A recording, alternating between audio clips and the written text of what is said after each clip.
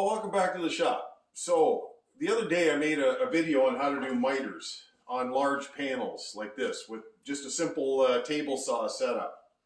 And I wanted to be able to do this in such a way. This is actually how I do most of my mitering on big panels, just because I find that this to be a simple method.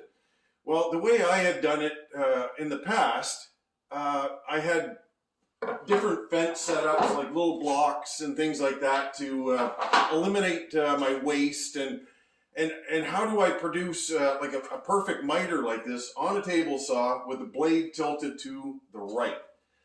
And so I made a video on how I did it. Well, one of the subscribers, he said, well, here's another method of doing it. I went, oh, that's fabulous. So I just quickly set it up and tried it out, and I'm going, oh my goodness, this was what a godsend. This was just so simple, because I would just make up little jigs, and then every time I needed to do it, I just whip them off, and then every time I'm kind of peeking and poking, trying to get this thing put together. Well, he showed me a very simple method on how to do this, and I'm going to show you how simple this actually is and how good a quality you're going to get with this process. So I'm going to just show you this a little bit closer up, and you take a look. All right, so here's the setup. So if I'm going to do, let's say, 3/4 of an inch material here, here's some white oak. And if I want to, let's say, miter it all the way around on 3 or 4 sides, whatever you want. What you want to do is you want to take your fence here. This is 3/4 of an inch thick, and I just put a little gusset on the back side here that's about a 1/2 inch. It's the same thickness as my fence board on the back here. Anyways, what I do is I bury the saw blade into this sacrificial fence right here. And I've set this up now so that when this goes through, okay, when it goes through, you can see, okay, the blade is just nicking the top of this, right? It is nice and sharp at this point, okay? I've already ran 2 pieces through. So, okay, so you picture this as it goes through, and then what about the waste? And that was the problem I had on my original setup. I had all these little sacrificial blocks here, and they would sequentially be removed. So I went from 3/8 down to 1/4, and then I would run it with the 3/8 block first, and then it would take off a little bit of waste, and then I would switch to the next fence here at 1/4, and then it would take off a little bit more waste, and then nothing was kicking back on me, because that was the biggest problem is, what do you do with the waste? Like, the waste wants to come flying back at you, because if it's just right up against this fence, it is going to go flying. So that was my thinking when I did this, and that's how I always done it. But then one of the viewers said, okay, here's what you got to do. He said, is make sure that your fence is 1/8 of an inch less than your material. So if you're 3/4 of an inch, make sure that this is set for 5/8. So this is 5/8 plywood here, okay? Which means you've got 1/8 of an inch of bearing on the top of this sacrificial fence here. So as this goes through, you can see it's bearing on here and here. The only non-bearing part is where the blade is going into the sacrificial fence. So there's about I'd say about a 3.5 inch section that's not buried in there. So here's what I've done. Because I wanted to make this jig a little bit adjustable. Okay, I put 2 screws right here. I got one here and one here, and that way I can raise and lower this for the material that I'm going to be doing. So that way I don't have to build separate fences for different applications. If let's say I'm going to do 5/8, because there's usually 2 materials I miter with. It's either 5/8 or 3/4. So if it's 5/8, I'll just bury that screw right into there, and then that sits a 1/2 inch off of the surface here. So I'm going to show you how I do the setup on this thing. Okay, so I've got a little green mark on here, and what I do in my shop is I've got a green marker, and for every jig that I use on a regular basis, I put green, kind of green as go, meaning it's something I want to keep and something that I'm going to repeat all the time. So I write all the instructions on in green, and then I go, okay, I know for a fact that all of those things work. It means everything's okay. So I've got a little mark there, and then I can just clamp this back on. There we go. Tighten that up. Okay. So now I know these things can go into the chuck it bucket. There we are. Okay. So I've got this now set up. I'm just going to move that clamp a little bit. Make sure the pad, like what I want to do is make sure that that pad is sitting nice and flush onto that board. Okay. So I have this now. Here's an additional thing you can do to just for an added little bit of safety is you can add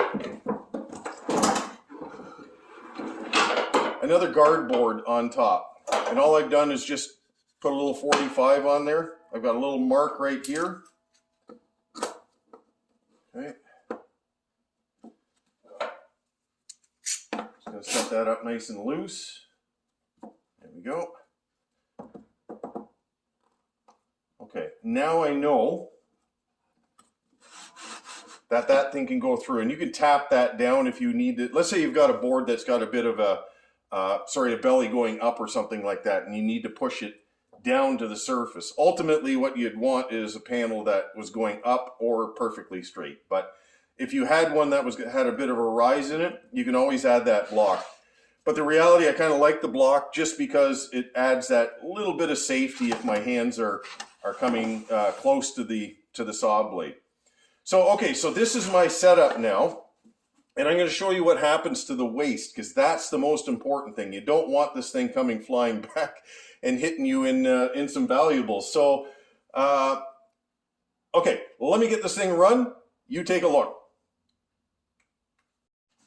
All right, let's get her going. So, think of this, let's say you're going to do a suspended shelf, and you want to make a let's say a 24 by 16 box shelf, and you want to put like edging all the way around it. And what you do is you cut it exactly to size. So if this is, let's say, 16 by 24, cut it exactly 16 by 24. Cut all your pieces. Let's say you're doing a 2-inch box or a 3-inch box, cut them all to 3, whatever you want. Now, I'm going to take the guard off right here, just so that you can actually see what happens when it comes through here.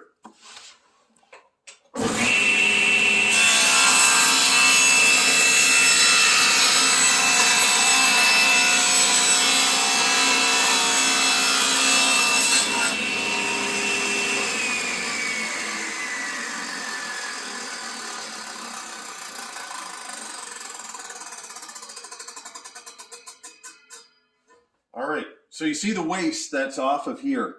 It's just below this fence right here. So if this is setting up, like I said, 5/8 of an inch, this has a little bit of room to move inside there. And that is it's not gonna kick back at you. It's gonna remain there and just sitting off to the side. There's no way for that blade to really get a hold of it and throw it back. It may move it back a little bit this way, but it can't grab the fence behind it and the piece and shoot it back. And that's the beauty of this method, because then all you're left with is your waste right here. It just kicks out the back and away you go. I'm going to run the face side and then the next edge.